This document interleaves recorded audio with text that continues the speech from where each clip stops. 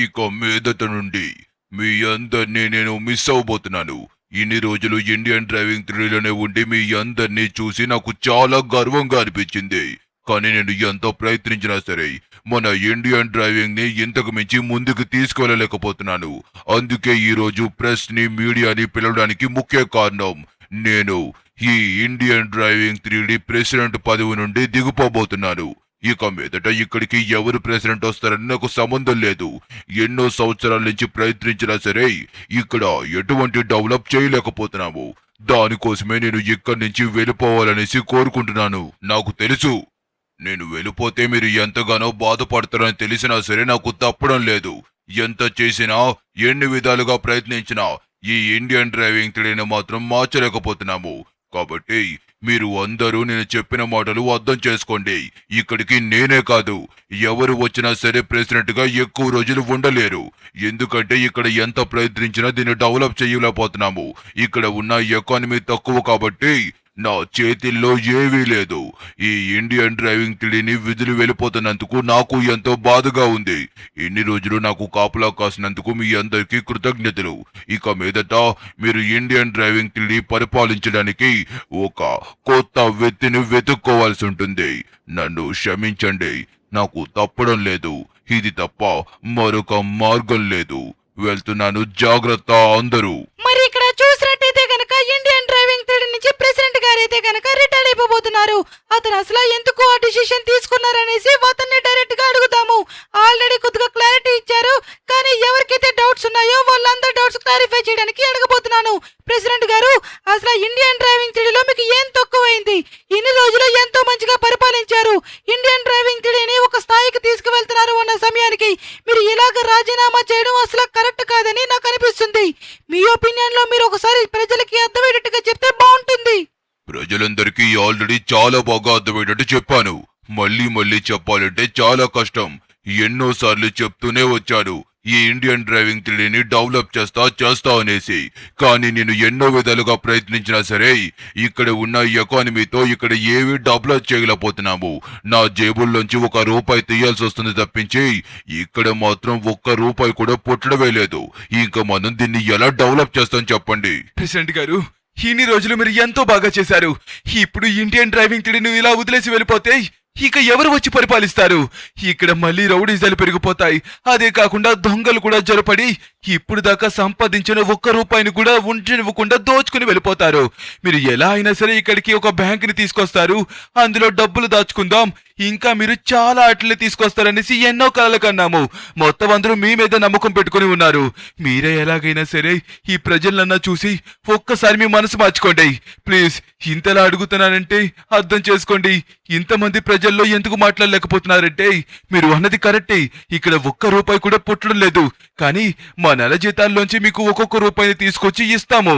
మీరు దయచేసి Indian driving తెలియని వదిలి వెళ్ళకండి ప్రెసిడెంట్ గారు. తప్పడం లేదు ఫ్రాంక్లిన్, ఏం చేయమంటావు చెప్పు. నాకులాగా చురుకైన వాణ్ణి వెతకండి.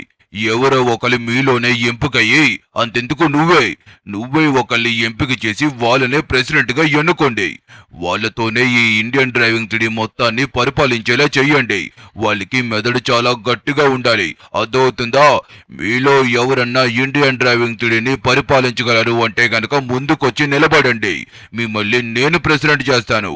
మీరే కాదు, ఈ ఇండియన్ డ్రైవింగ్ థ్రిల్ లో ప్రెసిడెంట్ అయ్యే హక్కు ఎవరికి ఉన్నా సరే వాడిని ప్రెసిడెంట్ చేసే బాధ్యత నాది. మీలో ఎవరైనా సరే ముందుకు రావచ్చు, భయపడాల్సిన అవసరం లేదు. కావాలంటే కొద్దిగా సమయం తీసుకున్న తర్వాత నా దగ్గరికి రండి. సరే, నేను ఇక బయలుదేరుతున్నాను. ఇక్కడే ఎక్కువసేపు ఉంటే నాకు కంటిలోంచి నీళ్లు కూడా వచ్చేలాగున్నాయి. ఇక మీదట నేను ఇక్కడ ఉండబోయేదే లేదు. ఇక్కడి నుంచి నేనైతే ఇప్పుడు వెళ్ళిపోబోతున్నాను. ఈ ఇండియన్ డ్రైవింగ్ తెలియని నేనే కాదు, ఎవరు వచ్చినా సరే బాగు చేయలేరు. ఇక్కడ ఉన్న ₹2 తోటి ఒక ఇల్లును కూడా పూర్తిగా కట్టలేము. ఏం చేయాలో నాకైతే అసలు అర్థం కావడం లేదు. ఓకే, ప్రెసిడెంట్ గారు వెళ్ళిపోయారు. ఇక మీద నుంచి ఇక్కడ రౌడీలు గుండాలు ఎక్కువైపోతారు. మా ఇంట్లో ఉన్న కొద్దో గొప్ప డబ్బులు కూడా దోచుకొని వెళ్ళిపోతారు. కనీసం ఇండియన్ డ్రైవింగ్ థియరీలో ఒక బ్యాంక్ కూడా లేదంటే నమ్ముతారా? ఎంత ఘోరంగా ఉంటుందో తెలుసా? బ్యాంక్ లేని జీవితం అంటే నిజంగా ఎంత ఘోరమో. ఇంట్లో డబ్బును పెట్టుకుని ఉండాలంటే చాలా కష్టం. ఎందుకంటే దొంగలు వచ్చి ఎప్పుడు దోచుకుంటారో తెలియదు కాబట్టి చాలా కష్టం అవుతుంది. ఈ ప్రెసిడెంట్ గారు బ్యాంకుని తీసుకొస్తారనేసి చాలా ఆశపడ్డాను. కానీ బ్యాంకు వాళ్ళు కూడా ఇలాంటి చిన్న చిన్న ఊర్లకి తీసుకురావనేసి అన్నారంట. ఓకే, నా దగ్గర ఒకే ఒక మార్గం ఉంది, పదండి. ఓకే, మనమైతే లాస్ సెంటర్స్కి వచ్చేసాము. అసలు ఇక్కడికి ఎందుకు వచ్చానో ఫస్ట్ మనం లిఖిత్ అన్న దగ్గరికి వెళ్ళాక క్లారిటీగా మాట్లాడుకుందాము. నిజంగా ఇండియన్ డ్రైవింగ్ థియరీ రోజులు బాగున్నాయిరా. ఇక మీదట మీది కూడా చూడండి లాస్ శాంటోస్ లాగే ఎంతో పెద్ద పేరు తెచ్చుకుంటుందని చెప్పేసి మొన్ననే లిఖిత్ అన్న ఎంతో గర్వంగా ఫీల్ అయ్యాడు. ఈలోగా ఇలా జరుగుతుందనేసి అస్సలు ఆశించలేదు తెలుసా. అదే అనుకోలేదనేసి చెప్తున్నాను. ఏంటో మొత్తం అంతా బుర్ర పాడైపోయినట్టుగా అనిపిస్తుంది.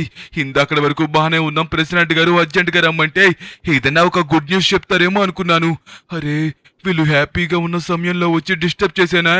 అన్నా, నీతో ఒక ముఖ్యమైన విషయం చెప్పాలి. కానీ మీరు ఇప్పుడు చాలా సంతోషంగా ఉన్నట్టుకున్నారు. ఇప్పుడు చెప్పడం కరెక్టో రాంగో నాకైతే అర్థం కావడం లేదు. కానీ మీకు చెప్పడం తప్ప నా దగ్గర మరొక మార్గం లేదన్నా. ఏంట్రా అది? చెప్పాలి అంటున్నావు, చెప్పకూడదు అంటున్నావు. సరే చెప్పు. అరే ఏంట్రా తమ్ముడు, కష్టాలు చెప్పుకోవడానికి టైం అంటూ ఏవీ ఉండదు, ఎప్పుడైనా చెప్పొచ్చు. అసలు నీకు ఏం జరిగిందో చెప్పు. ఎప్పుడు ఫోన్లో మాట్లాడేవాడు సడన్ గా వచ్చాడంటేనే అర్థమైందిరా సించాన్, ఏదో పెద్ద విషయమే జరిగిందనేసి. సరే, నీకు ఏవైందో క్లారిటీగా అర్థమయ్యేటట్టు నాకు చెప్పు. దానికి ఏమన్నా పరిష్కారం ఉంటే నేను ఆలోచిస్తాను. ఉందన్నా, కాకపోతే అది నువ్వు మాత్రమే చెయ్యగలవు, ఇంకా ఎవ్వరూ చేయలేరు. నాకు ఎలా చెప్పాలో ఏంటో అర్థం కావట్లేదు. ఇండియన్ డ్రైవింగ్ థియరీ భవిష్యత్తులో చాలా ఎదుగుతుందనేసి మనం అనుకున్నాం కదా, అదంతా జరగబోయేదే లేదన్నా. ఇండియన్ డ్రైవింగ్ థియరీని పరిపాలిస్తున్న ప్రెసిడెంట్ కూడా ఇప్పుడు ఉన్న స్థితిలో వదిలేసి వెళ్ళిపోయారు. అతని కూడా ఇక మీదట పరిపాలించేదే లేదంట. నాకు ఏం చేయాలో అసలు అర్థం కావడం లేదు. వచ్చిన వాళ్ళు ఎవరూ కనీసం ఒక 2 నెలలు కూడా ఉండలేకపోతున్నారు. ఇతను సంవత్సరం ఉన్నారు, ఖచ్చితంగా ఇతను మన భవిష్యత్తులో మార్చుతారు, చాలా కంపెనీలు వస్తాయి అనుకుని ఆశపడ్డారు. కానీ ఇలా జరుగుతుందనేసి అస్సలు అనుకోలేదు. అన్నా, నువ్వే ఎలా అయినా సరే లాస్ శాంటోస్ ప్రెసిడెంట్ ని ఒప్పించి అతనే ఇండియన్ డ్రైవింగ్ థియరీ కూడా ప్రెసిడెంట్ అయ్యేలా చెయ్యాలన్నా. నీకు ప్రెసిడెంట్ కి చాలా మంచి బాండింగ్ ఉంది కదా. ఉంది. బట్ కానీ అతను లాస్ శాంటోస్ ని చూసుకోవడానికి టైం సరిపోవడం లేదు అంటున్నాడు. ఇప్పుడు మళ్ళీ ఇండియన్ డ్రైవింగ్ థియరీ అంటే ఏమంటాడు అనేసి. సరే, ఏదన్నా సరే ప్రయత్నిస్తే ఏం పోయింది చెప్పు.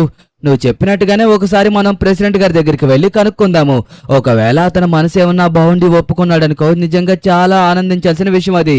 సరే, ఇప్పుడు మనమైతే కనుక ప్రెసిడెంట్ గారి దగ్గరికి వెళ్దాం. ఖచ్చితంగా అతను మనకి సహాయం చేస్తారని అనుకుంటున్నాను. ఒకవేళ అలా కాకపోయినా సరే వేరే విధాలుగా అయినా సరే మనకి సాయం చేయొచ్చు కదా. Okay guys, first of all మనమైతే ఒకసారి ప్రెసిడెంట్ గారికి అయితే కాల్ చేద్దాం. ఒకవేళ అతను లిఫ్ట్ చేయకపోతే కనుక అతను పిఏకి ఫోన్ చేద్దాం. లేదు, డైరెక్ట్ గా అతను పిఏకి ఫోన్ చేసి అపాయింట్మెంట్ బుక్ చేద్దాము. ఓకే, హలో, అదే ప్రెసిడెంట్ గారి దగ్గరికి నేను వస్తున్నాను. ఇంకొక రావడానికి 1 అవర్ పడుతుంది. అంటే మీరు ఏమన్నా ప్రెసెంట్ మీటింగ్స్ ఉన్నాయేమో, కొద్దిగా అవన్నీ పక్కకు తొలగిస్తారు కదా, అతనితో అర్జెంటుగా మాట్లాడాలనేసి ఫోన్ చేశాను. అర్జెంట్ మ్యాటరే, అందుకోసమే కదా చేశాను. ఒకవేళ అర్జెంట్ కాకపోతే చేస్తానా? ఓకే, కొద్దిగా జాగ్రత్తగా సెట్ చేయండి. నేను ఒక 10 నిమిషాల్లో వస్తాను, అంటే బయలుదేరతాను. నిజంగా ఫ్రాంక్లిన్ మామ బాధ చూస్తుంటే నాకు కూడా ఎంతో బాధగా ఉంది మామా. లిఖిత్ మామా, ఎలా అయినా సరే ప్రెసిడెంట్ గాని ఒప్పించాలి. నేను వీలైనంత వరకు ఒప్పించడానికే ప్రయత్నిస్తాను. కానీ అతను ఒప్పుకుంటాడో లేదో అనేసి నాకు డౌట్ గా ఉంది. అంటే ఇప్పుడు ప్రెసెంట్ లాస్ శాంటోస్ ని మెయింటైన్ చేయనీకే అతనికి చాలా టైం సరిపోవడం లేదు అంటున్నాడు. పైగా ఈ మధ్యన డే అండ్ నైట్స్ కూడా కష్టపడుతున్నాడు. అయినా సరే లాస్ శాంటోస్ లో ఉన్న ప్రాబ్లమ్స్ ని తీర్చలేకపోతున్నాడు. ఇక మరి ఇండియన్ డ్రైవింగ్ థియరీలో ఉన్నాయి తీర్చుతాడా, దానికి ప్రెసిడెంట్ చేస్తాడా అంటే నాకు డౌట్ గా ఉంది. ఓకే, కానీ మనం నమ్మకాన్ని కోల్పోకూడదు. ఎప్పుడైనా సరే మనం 1-2 సార్లు ప్రయత్నిస్తేనే మనకి ఏదైనా సరే సమాధానం దొరుకుతుంది. ఓకే, ఇప్పుడు మనమైతే కనుక గాయస్ ప్రెసిడెంట్ గారి దగ్గరికి వెళ్ళిన తర్వాత ముఖ్యంగా మనం కొద్దిగా ఎమోషన్ గా మాట్లాడాలి. అప్పుడే అతను ఒప్పుకుంటారు. ఒకవేళ నార్మల్ గా మాట్లాడామనుకో అతను ఖచ్చితంగా ఒప్పుకోడు. నాకు ఏం చెప్పాడంటే మా ప్రెసిడెంట్, ఒకవేళ ఎవరన్నా ప్రెసిడెంట్ చేస్తానంటే గనక డైరెక్ట్ గా నేను సంతకం పెట్టి వాళ్ళే నెక్స్ట్ ప్రెసిడెంట్ అని ప్రకటిస్తానని చెప్పేసి అన్నాడు.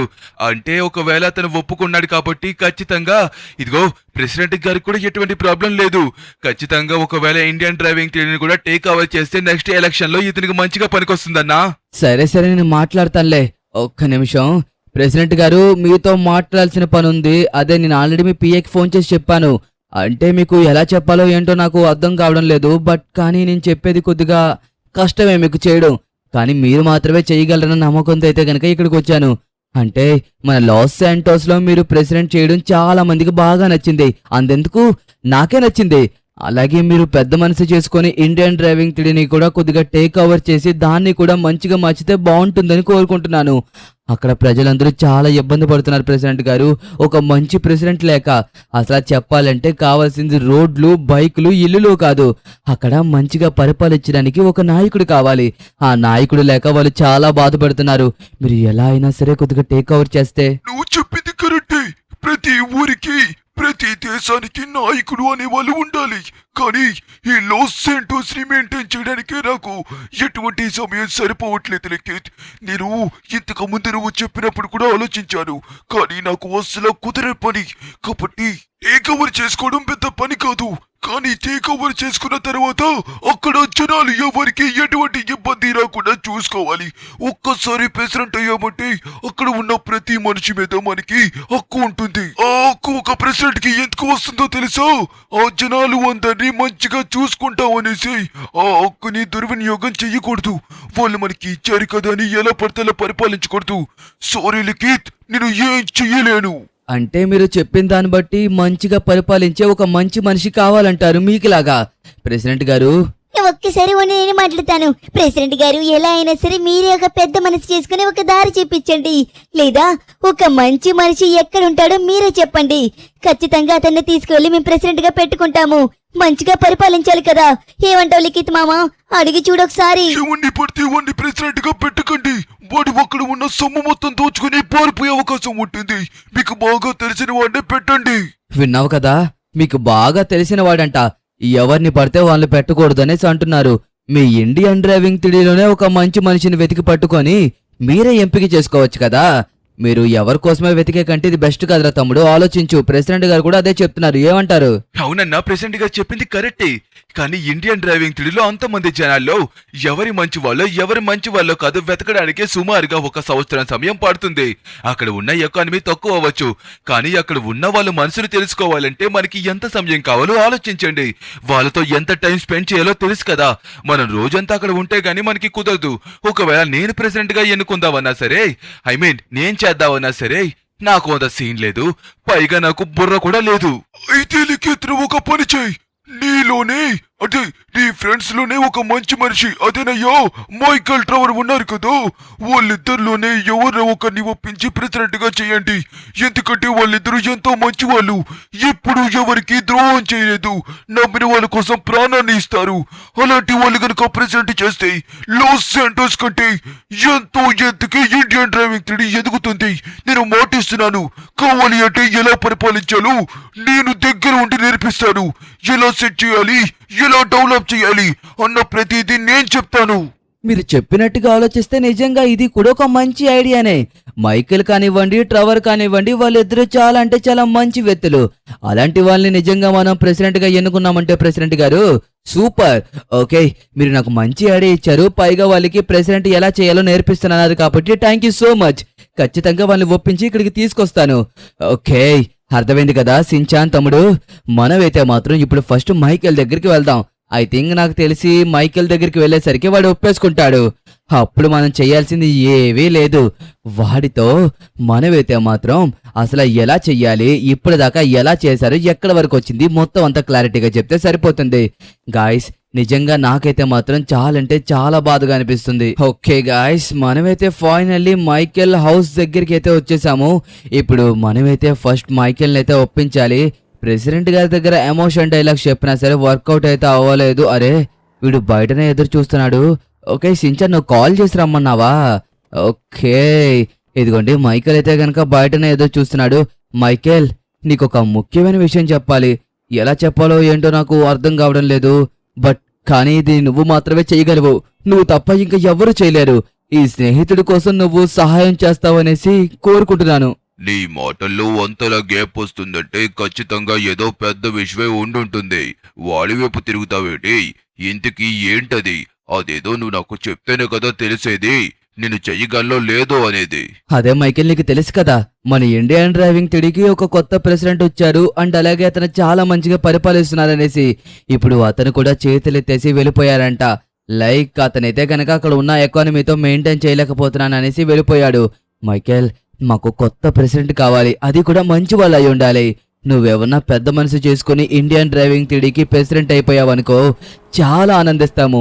నీకులాంటి మంచి మనిషిని నేను ఇప్పుడు దాకా ఎక్కడ చూడలేదు. అందుకే నువ్వే ప్రెసిడెంట్ గా అవ్వాలి. ఏంటి, నేను ప్రెసిడెంటా? అరే నాకు అంత సీన్ లేదు, అర్థమవుతుందా?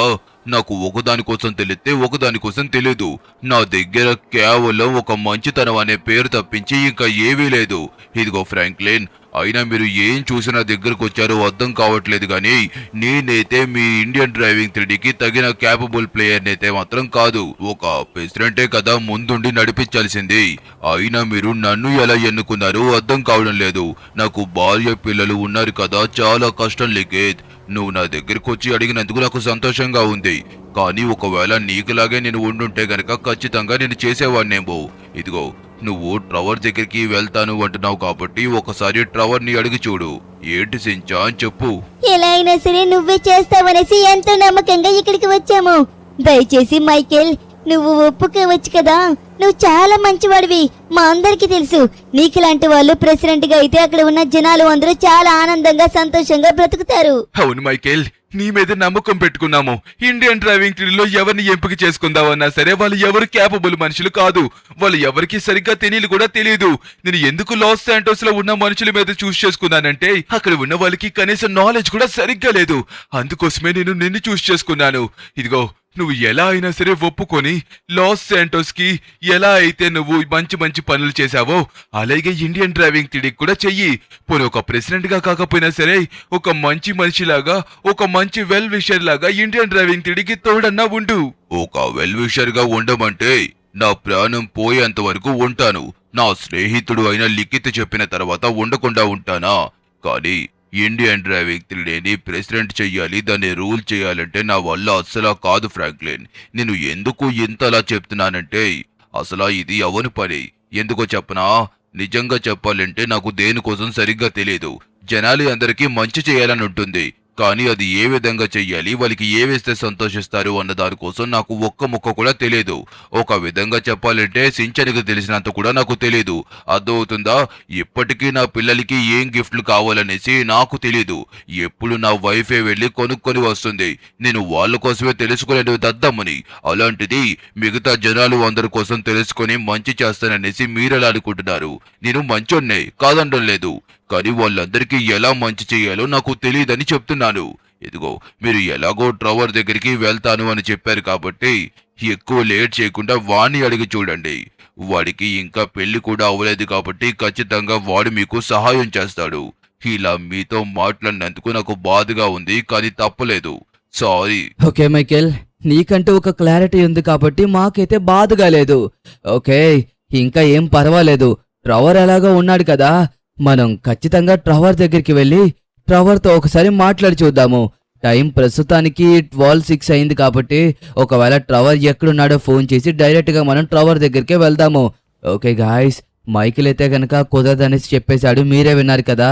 ఇప్పుడు మనం ఎలా అయినా సరే ట్రవర్ని అయితే ఒప్పించాల్సి ఉంటుంది. నాకైతే చాలా బాధగా ఉంది. ఇండియన్ డ్రైవింగ్ 3Dని ఏ విధంగా మంచిగా సరిదిద్దాలో తెలియడం లేదు. ఒక ట్రవర్ కానివ్వండి, మైకిల్ కానివ్వండి, వీళ్ళిద్దరూ ఒప్పుకుంటే చాలా మంచిగా ఇండియన్ డ్రైవింగ్ 3D మళ్ళీ ఇంతకు ముందు ఎలాగైతే రన్ అయిందో అలాగే రన్ అవుతుందని సంతోషించాను. కానీ మనం మైకిల్ క్లారిటీ ఇచ్చేశాడు కదా, వాడికంటూ ఒక క్లారిటీ ఉంది, నేను మెయింటైన్ చేయలేననేసి. ఓకే, ట్రవర్ అయితే కాల్ చేస్తున్నాను, బట్ కానీ ఫోన్ అయితే లిఫ్ట్ చేయడం లేదు. మనం డైరెక్ట్గా అక్కడికి వెళ్ళిపోదాం, అదే వాడి ఇంటి దగ్గరికి. అన్నా, నువ్వు ఏవి అనుకోనంటే నా దగ్గర ఒక మంచి ఉపాయం ఉంది, కానీ ఇప్పుడు వద్దులే. ట్రవర్ దగ్గరికి వెళ్ళిన తర్వాత అప్పుడు చెప్తాను, ఇప్పుడు చెప్పను. ఓకే? ఇప్పటికే వీడు ఒప్పుకుంటాడో ఒప్పుకోడని భయంగా ఉంటే నువ్వు మళ్ళీ ఇంకా చెప్తాను అని చెప్పేసి టెన్షన్స్ పడుతున్నావా? ఓకే, ట్రవర్ ఎక్కడున్నాడబ్బా? ట్రవర్, ట్రవర్ ఎక్కడున్నావు ట్రవర్? ఓకే, మనకి ఇక్కడ ఎక్కడ ట్రవర్ అయితే కనబడడం లేదు, బయట కూడా లేడు, కనీసం మన కాల్స్ కూడా అటెంప్ట్ చేయలేదు. ఎక్కడికి వెళ్ళుంటాడు రా వీడు? ఓకే, నేను ఆల్రెడీ ఫోన్ చేశాను, బట్ కాకపోతే నా కాల్స్కి కూడా వాడు రెస్పాండ్ అయితే అవ్వలేదు. ఎక్కడున్నాడు ఏంటో కూడా అర్థం కావట్లేదు. ఒకవేళ వాళ్ళ నాన్నగారిని అడుగుదామన్నా సరే మనం అడిగిన దానికి అతను సమాధానం చెప్పకుండా రిమైనింగ్ అన్నట్లకి అతను సమాధానం చెప్తాడు.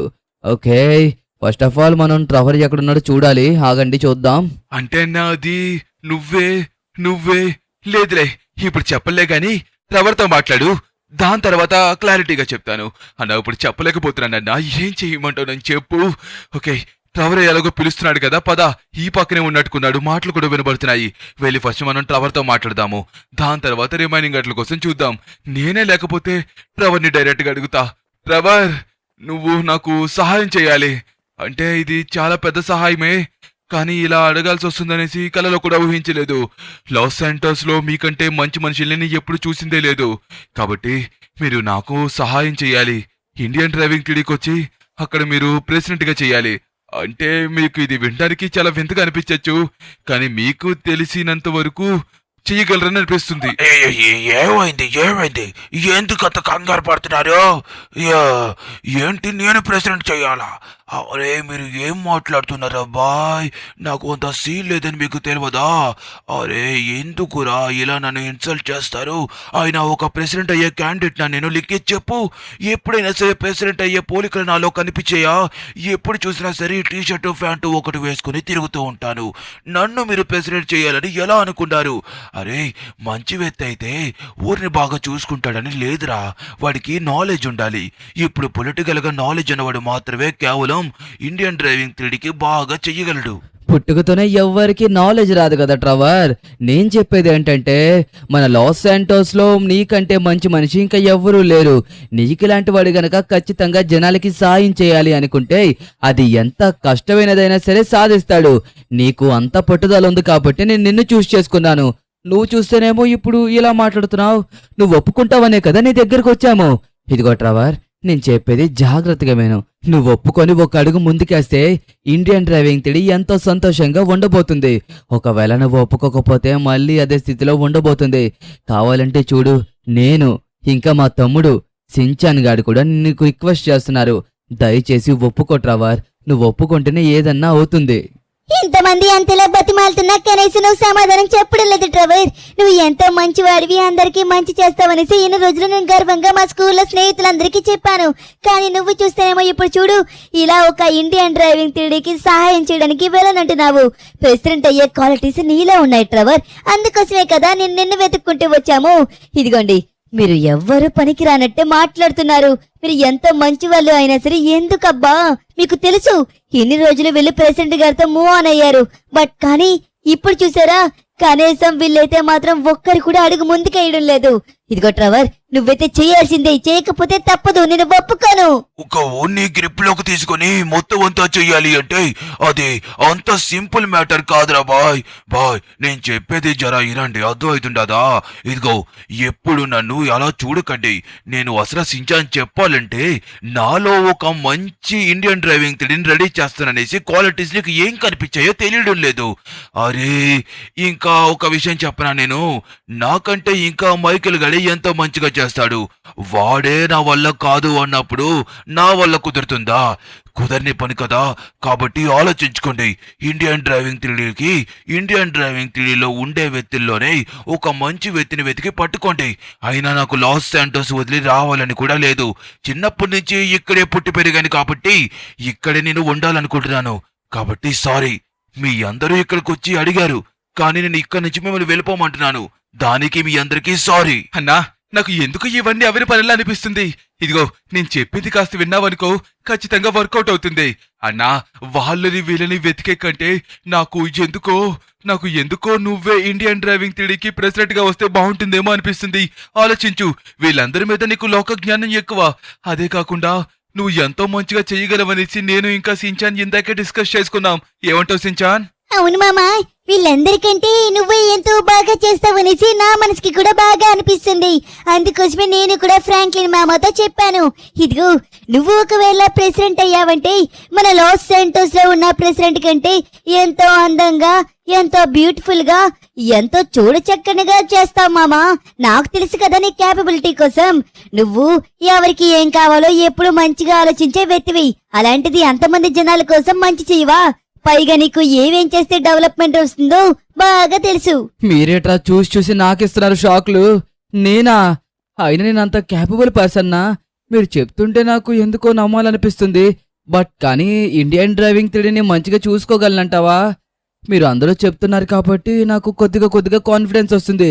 కానీ ప్రెసిడెంట్గా నేను సెట్ కానేమో అని నాకు మనసుకు అనిపిస్తుంది. సరే, మీరేమనుకుంటున్నారు? నేను చెయ్యాలా వద్దా?